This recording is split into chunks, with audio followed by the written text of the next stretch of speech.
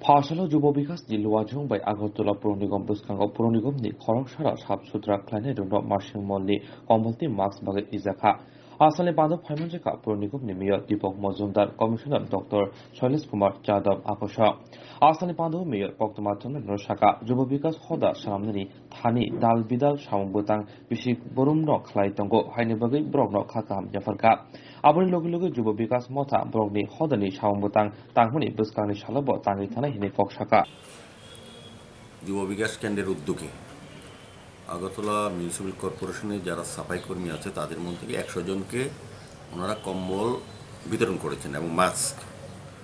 তো আমি তাদের এই উদ্যোগকে সাধুবাদ জানাই, কারণ তাদের সারা বছরব্যাপী তাদের কর্মসূচি থাকে, সামাজিক কর্মসূচি।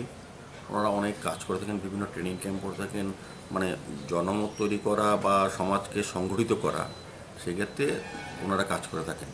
তো আজকের এই অনুষ্ঠানে আমার সঙ্গে উপস্থিত ছিলেন আমাদের municipal commissioner doctor Shailesh Kumar Yadav সহ অন্যান্য আধিকারিকরা।